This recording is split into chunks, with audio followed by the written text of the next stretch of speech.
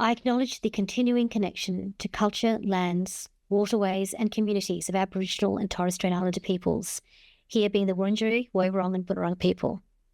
We pay respects to their elders, ancestors and storytellers who have maintained spiritual customs of women's business and men's business, passing ancestral knowledge through generations of kin.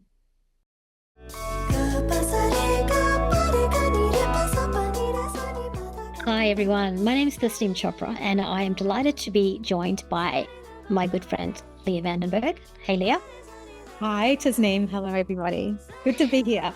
Yeah, together we are the co-hosts of Colour Outside the Lines. It's a podcast that's going to be a little cheeky, a little subversive, looking at the accomplishments and the boundary pushing of individuals in our society who, despite the odds and barriers, manage to make a difference. And that difference can manifest in all kinds of ways. So we're going to be talking to each other about our experiences in getting to that point, but also through subsequent podcasts, we'll be inviting guests to share how they've coloured outside the lines, so to speak, in order to get where they are. And so we're going to take it to the next level by drilling down into what does it mean to colour outside the lines, who's doing the colouring, who's drawing the lines, and what colour is it anyway? That was really deep. Good questions. There's so much to unpack there. But I do want to point out to listeners that I'm thrilled that this premiere episode of the podcast is actually being run in conjunction with a campaign by VU Consulting in the lead up to International Women's Day titled More Voices, More Representation. So this podcast is amongst a suite of offerings that are being undertaken by prominent women of colour across the country in different capacities. We have articles and interviews, workshops. There's actually two keynote events that are coming on, or rather two key events that I urge you to join if you want. One's in person on the 20th of February at UTS. It's going to examine, are we entering a post-DEI era that VU Consulting is running? And the second is an online event, DEI 2.0. How equality is shifting in 2025. So these are two topics that are going to be examined in the lead up to International Women's Day by VU Consulting, featuring prominent women from across the country with expertise in media, law, business, arts, advocacy, to share what they know and have very candid conversations. The link will be added to the podcast, so please, tickets are free. Please come if you can. It'll be great to see you there. But for now, wheeling it back into where we are, our first podcast, Leah, is Women's Worth. Now, apart from sounding like an Emily Dickinson poem or title, when you think of that, in your estimation, is women's worth something that we're tracking well on or not so well on? And yes, that's rhetorical. That means I don't answer it, doesn't it, if you say it's rhetorical? I do. I'm being sassy. Well, how bad is it? How bad is it from an entertainment point of view? Then so the Screen Australia's report was saying 71% of main characters are still Anglo-Celtic. So that's pretty not good. Now, you're talking about Screen Australia because, and a little bit of background about who you are in relation to why you would quote, and it will be featuring a lot of screen/media/entertainment lens in your analysis. Tell us a little bit about your background. Actor, writer, advocate, activist, mover, shaker, agitator, dancer. children's writer, singer, really just brown girl doing her thing in the entertainment industry so that we can get more voices and more representation, full stop. Oh, well played. Wow, your worth is just so high right now. As Andrew Tate would not say, you are a high value female right now because you're just bringing so much to the table. Coming from another high value. Thank you. Questionable. No, that's what it's about. Hey, it's like it's actually being there for each other, reflecting to each other that we are of high value, because it's a lonely old game being a woman of colour in all industries. So thank you for what you do, Mr. Smith. Look, thank you. No, the isolation. What do you do? The isolation, what do I do? The isolation is what I talk about, is what I live and breathe through the work that I do in the area of representation of leadership levels within business, government, corporate entities, and talking about how, if you don't have people at the table who represent the communities that you're actually servicing, how much of the mark is being missed? How much better could you do if the people who planned for your community looked like your community?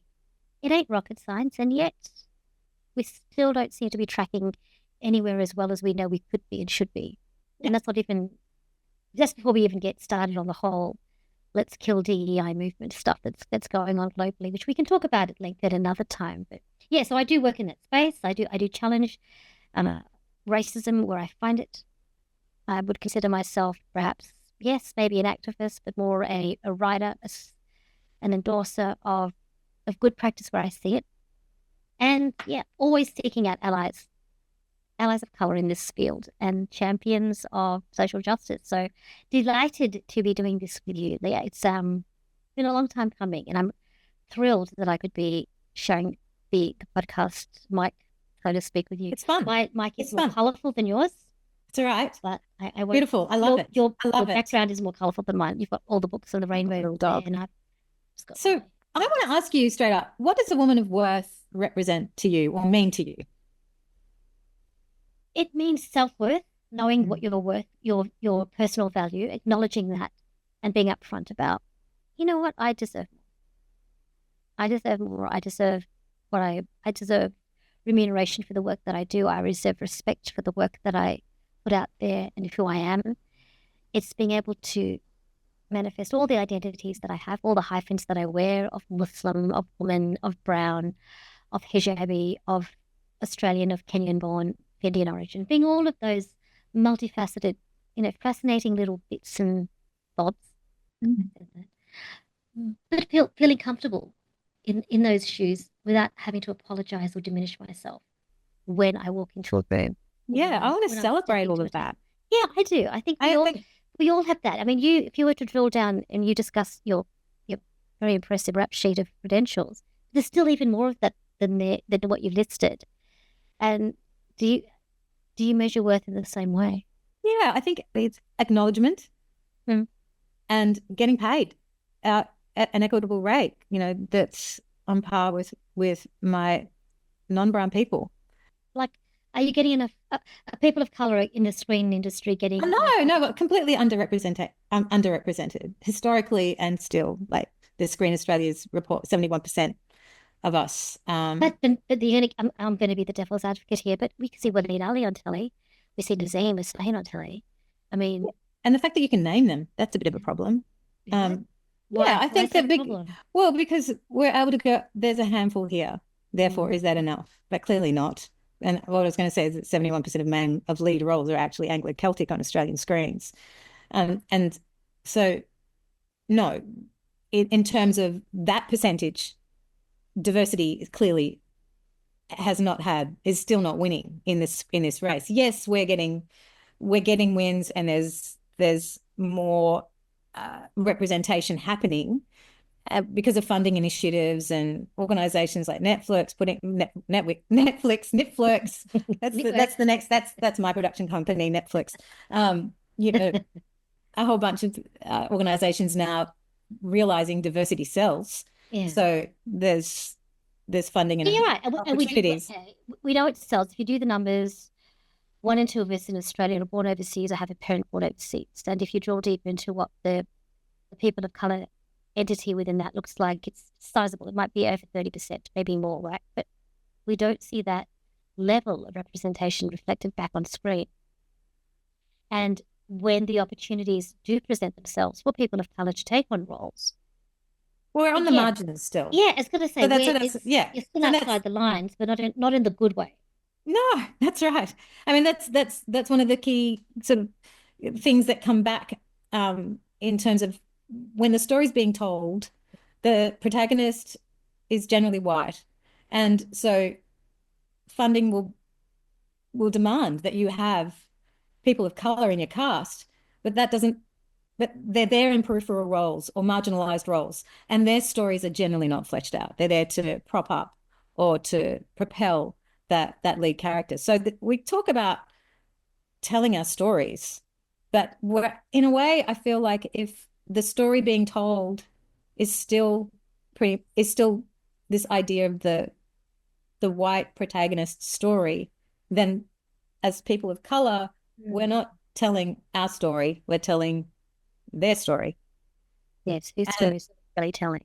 Yeah. And so, and as actors, you know, we don't get those opportunities to then fully flesh out our and flex our acting muscles because we're, I don't know, serving coffee or God knows how many doctor you've roles told me I've played. stories where you've tried to advocate with your agent or, you know, maybe production team about getting the due credit for the Oh, work yeah. that you do. I mean, what did that look like and what was the outcome? Well, I think only because I have a lot of experience now. And I'm able to actually stand up for myself and go, hey, it's not okay to not give me an upfront credit. So I've done a number of, you know, 40 plus screen credits, something. And it's still an upfront credit at the top of a television series when you're a regular character. You kind of expect it. But generally, I'm not there. And so for me, at this point in my career, I had to do a deal breaker on a project where I said, if you're not going to give me an upfront credit, I'm not doing it. Okay. And so up and coming actors. What happened? Did you get the role? I got the role. Yeah. The credit? I got the role and I got the credit. Wow. I also got the cultural load and the emotional load because then I was sort of carrying. There's no free lunch there. Unpaid. There's no free lunch. Yeah. Okay. Yeah. And that's the other thing that happens. You know, your worth then is when you go into something, a space that's portraying a certain ethnicity, you come in and you're often the only person of that ethnicity. And you're then advocating for that, but also then going into this unpaid cultural consultancy space where you're telling them how the makeup's done, what wardrobe you should be wearing, what traditions are happening. And you're bringing in people from community to help with language lessons because you want authenticity. Because the thing is, what you're doing by facilitating that particular bridge and the resource capacity for the production team is necessary for the film to be respectful and to culturally portray with authenticity what you know the people that they're the story that they're telling. However, the role that you're servicing and providing in that context should be a remunerated role because without it, it's actually undermining the authenticity and the fidelity of the project. Well, it's undermining your actual ability to perform as an actor because you're playing a dual role. You go off set and then you're making phone calls to, you know, bring in people from community to help give authenticity to the story. And I like one instance was a producer after I'd done a scene said to my colleague who's white female, Leah's amazing, Leah's fantastic. And I go, oh, thanks. Because she's been helping us with all of the cultural info. And it was like my heart sank. It was like, oh, right. You're not even seeing me on par. And I've been in the industry as long as this girl. And you know, people like Viola Davis says it as well in terms of she said she's had the same pathways as Meryl Streep and Sigourney Weaver and Julianne Moore, but she doesn't have the same doesn't have the same opportunities and her economic value is not measured in the same way either. And that still happens here. I graduated from drama school and the girls that graduated at the same time and I got the top agent in the country after graduating. I was like, doing good. Yeah. But we'd read scripts together at the agency and the girls would go, oh, we'll see you at the audition. No, you won't. I'm not getting the auditions. So you can have things in place by going to drama school, getting the best agent, but you're still not being allowed in the room to actually do your thing. And when you are allowed in the room, as I said before, it's like, I don't know how many doctors I've played. And I've said to my agent now, please do not send me another script where I am a doctor. So there's all these things that we're fighting in terms of the stereotypes and the tokenism and it's really tough, which is I think why we need to, Mir and I said we need to have our own production companies. My point is it any wonder then we're seeing an uptake in these independent filmmakers from diverse backgrounds who are then taking the reins and saying, you know what, we're not going to wait for the perfect role to be given to us. We're going to create them ourselves. Yeah, Gunit Monga said that. We're going to write it. We're going to produce it, and people will come, and they're excited by it, and they see themselves represented in authentic storylines, not as tropes, not as stereotypes, not as the 7-Eleven owner or or the token overseas doctor, because you can't even, dare I say, you can't be local. It's flipping it on its head and actually saying, you know what, we're gonna tell our stories in our terms, And it is refreshing. It's actually almost revolutionary. Shouldn't be, but the fact that it is in 2025, still a battle, a hard fought battle to be able to create, produce, and distribute content like that is so frustrating. And it's really, really challenging and hard and exhausting. Like to do your own projects. I've done my own projects without support. Yeah. And it's like, yeah, be resilient, make your own work. And I say the same thing, do it yourself, make your own, but not what's not acknowledged in that is the amount of energy and resources and your own money that you have to put in order to get something done. Which it it's very easy to say, just make it yourself. But you're still trying to survive as an actor. Because actor, we go from contract to contract, and unemployment is higher as well for people of color. Because we're not getting those opportunities, so we're economically disadvantaged. So yes, it's all well and good to say make your own work, but people say to me all the time, write your script. And it's like, yeah, in what in what space of that I have left, What reality? can I do that? So yeah, I know, I hear what you're saying, and I look at yourself and even friends of mine who have had to go out on their own to create their own content and step outside the norm to either find the resources, become independent filmmakers or writers. Many of them are writers, and create very niche content because it wasn't provided in the mainstream or being supported by it.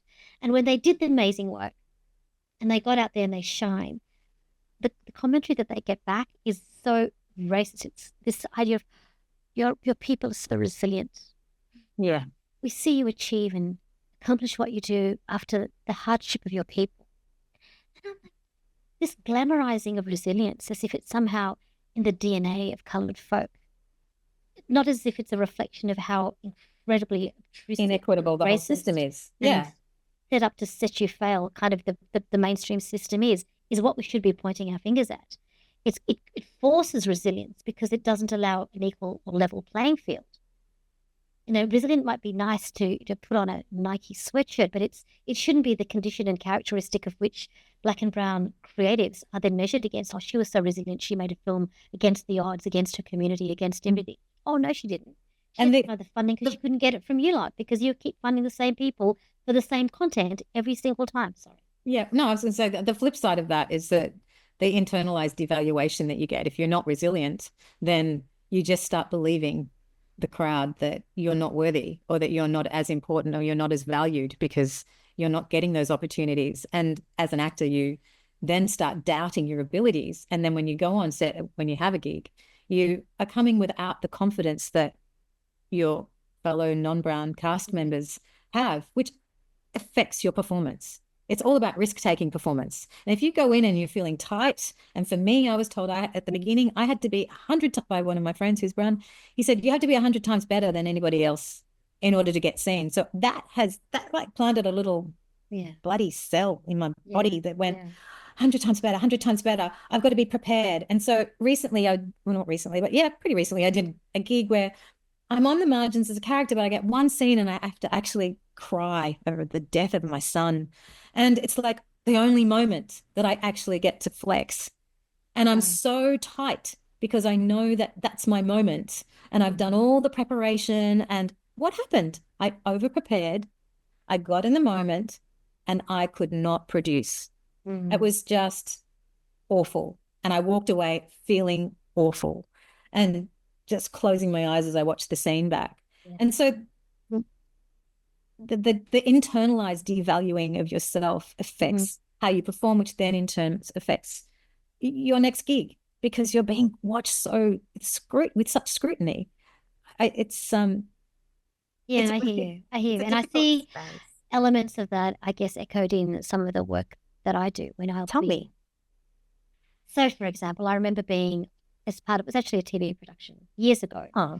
And I was amongst a cohort of prominent Australians from diverse, mainly Anglo-Celtic backgrounds, to be quite honest. And as we were sitting around filming, the topic was identity in Australia or something very generic. So during an recording session, we were having lunch together, and the gentleman who was in the group is very well known Australian sporting icon and big guy. And I'm for those of you who don't know, I'm not a big person. Really whisper under 5'1". This guy was over six something. A Pocket rocket. big, quite, burly fellow, but friendly. The kind of guy that just dominates the conversation simply by walking into a room because he's big and he's loud. Okay, get it, that's fine.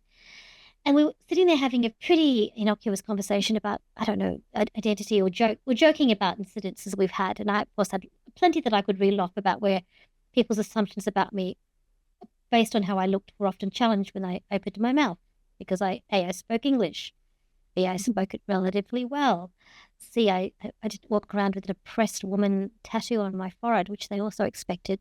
And then he decided to share with me a joke about two Muslim immigrants or refugees that arrived in this country. And I won't relay the detail of it, but the punchline was so incredibly racist. And he thought it was hilarious. And the other people on the table laughed along. And I remember in the moment thinking, is it just me that's reading too much into this? Or is he actually being incredibly racist? But I mean, I can't say anything because he's who he is. And, he's a national hero. I can't possibly open my mouth and say anything contrary. So I sat there and I internalized it. I did the gymnastics and I kept quiet. And to this day, I'm thinking, I wish if I could have that moment again and just tell him that was incredibly offensive and because X, Y, and Z. And for that to be enough, not to have to second guess myself because of who I am, that I'm not allowed to, that my worth is such that speaking up in a way, speaking out of turn as a minority in a room full of mainstream people, that would threaten my career, which it has in some cases, absolutely. But in other cases, it might affect my being seen as not a troublemaker, not an upstart. People want you to be nice immigrant, a well-behaved model immigrant. We know all about the model migrant based on the US model of what they look like. They don't speak up. They don't complain. They don't disagree with a commanding or a rule that's been made about, even if they know it's unjust, because to do so would upset the apple cart. And many Well, of it us upsets the livelihood as well, doesn't it? it does. It's like you think you immediately go, will I be employed again?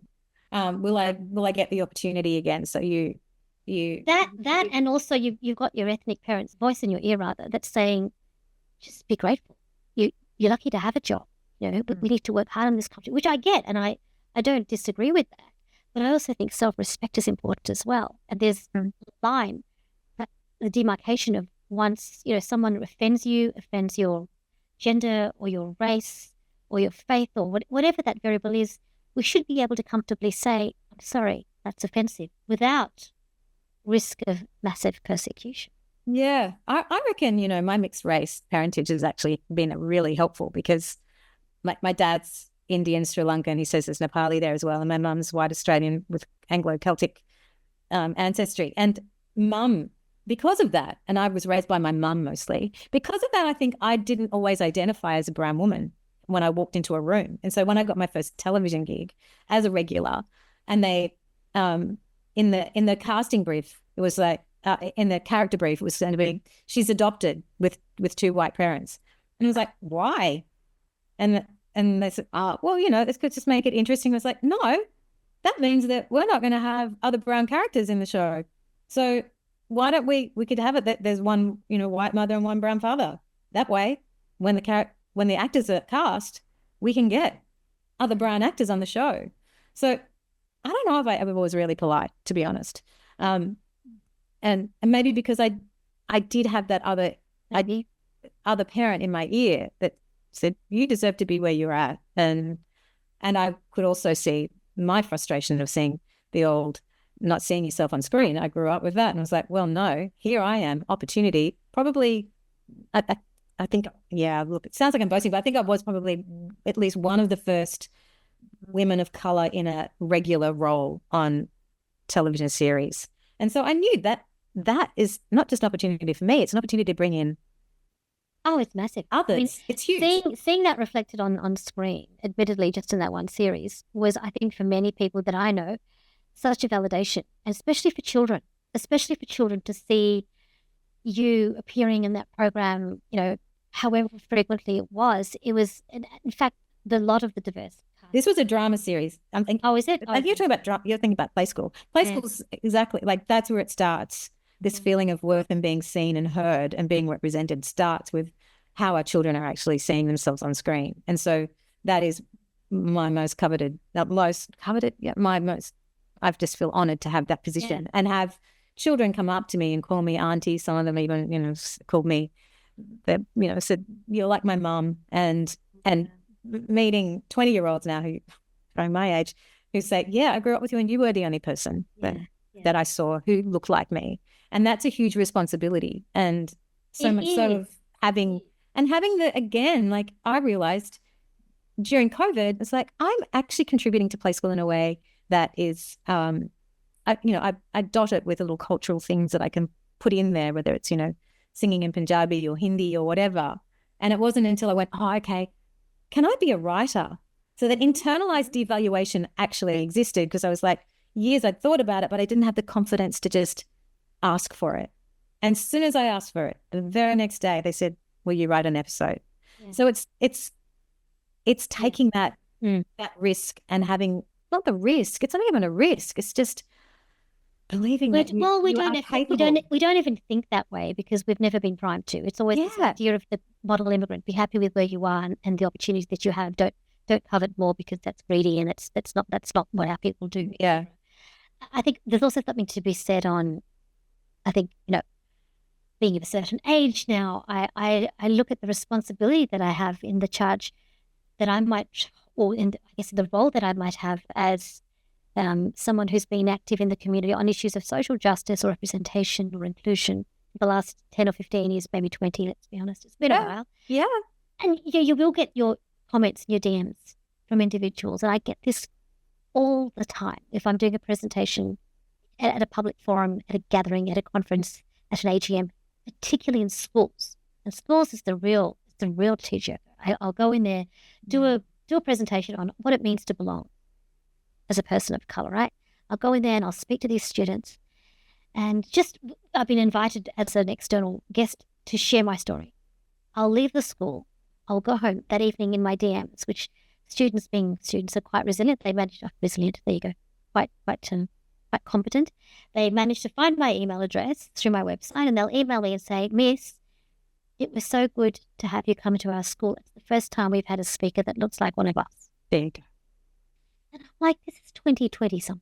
Yeah.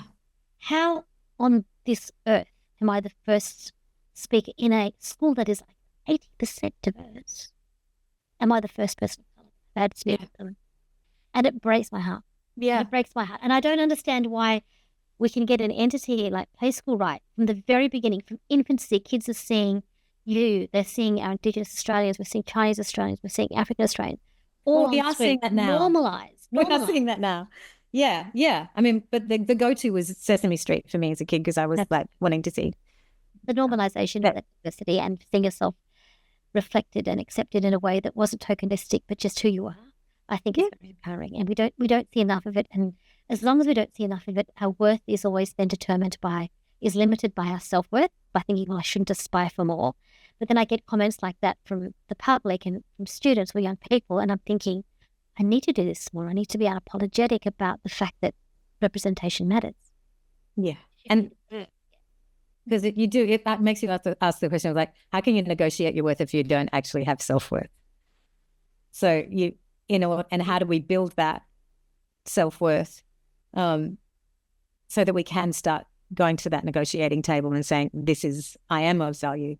And well, what are you doing in your industry? I mean, if we were to sort of wind this up by saying, okay, there are a couple of takeaways that I'm going to put out there as a call to people who are listening who might be in the same field or aspiring to be in the same field, which might be. I think because it's been such a lonely trip for me, I'm now inspired by the growing community of people of color, South Asian actors on the scene. And I often will say, find your advocates, find your allies, find your people, because the blows are hard. There's a lot of rejection and you can't do it by yourself. And really rally together and support each other for this. Go outside the traditional gatekeeping pathways and do make your own work. Use social media as your platform, because I really don't like doing it, but that is now It's the field you're in. It's the go-to tool. Producers will now look at your Instagram page. That's what they do, and so you can promote yourself there. You can, make short films or whatever your content is that you want to be seen as. So, and of course, we need to be holding organizations more accountable and make sure that there's transparency about who they're hiring, what stories they're telling, and how is diversity looking in that, and getting more decision makers and people at the table who are culturally diverse, and of course women of color as well included. That's a great clarion call. I like that. And I think if I were to add it would be all of that plus, your vibe attracts your tribe. So find your tribe that's going to support you in this journey that can be isolating. It shouldn't have to be isolating. Because I can assure you everything that you and I are feeling have been felt and continues to be felt by hundreds if not thousands of Australians around the country regularly. But advocate for more responsibility and more accountability and transparency from decision-making structures, so that representation of minorities becomes bread and butter, becomes business as usual in the work that they do, not as an afterthought, not as a Harmony Day picnic or International Women's Day brunch, but rather embedded in everything that we do and say, so that inclusion is felt 365 days of the year and not just on 2. Yeah. I think too, we need to be able to, sorry, I know we're trying to wrap up, but I think we really do need to look outside that traditional gatekeeping model. And like Gurinder Chadha said, we need our own production companies. And Ava DuVernay. Her team is all women. And it's like, okay, we need to create these supportive structures around us so that we do feel safe to create, and not being watched with this lens of, is she going to fail? And there's detractors who say, why are you so divisive having these women-only production teams and women-only directors? I said, well, because the stories that are being told about women in the existing system totally undersell us. They do not reflect our reality. They're tropey, they're stereotypical, and they're quite offensive. So either you start making better content or we will. And it shortcuts language as well. Like, you don't have to explain, in a way that if another woman gets it. And that's not to say that all women are going to be great advocates. That's not the case. I mean, that's a whole other podcast. That's a whole other podcast. You've got a woman. Yeah, we can talk about that. It doesn't mean that she's on your team, but by and large, and I think we can only talk in generalities at this point. But look, we do have to wind it up, and Leah, it's been great. We probably could have talked about this for another 30 minutes or so, but we will cover this issue, in greater depth, perhaps in subsequent conversations. We'll also be, and I look forward to inviting guests as well to add to what we have to say. There's plenty there to unpack, but I'm excited to find like minds. We talk about attracting your vibe attracts your tribe, and I feel like we've kind of established that in this podcast, and I look forward to taking it to the next step. Yeah, and I would close with, go to the library, look at children's literature written by South Asian or people of color, and start reading your children's stories that show girls who are the hero and cultures that are outside the Anglo-Celtic culture, so that children start seeing not just their own realities reflected, but also children who are learning and able to absorb what other cultures are, and so that they become familiar and there's less of this divisiveness and division and I agree. And othering. May that starts with become the 2-year-old. more accessible. It may be more and more accessible. We shouldn't have to struggle to find it at the back of a shelf. It should be there front and center.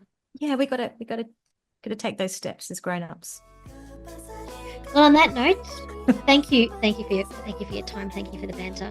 I look forward to seeing you in our next conversation. And goodbye to all our listeners. See you next time. Bye.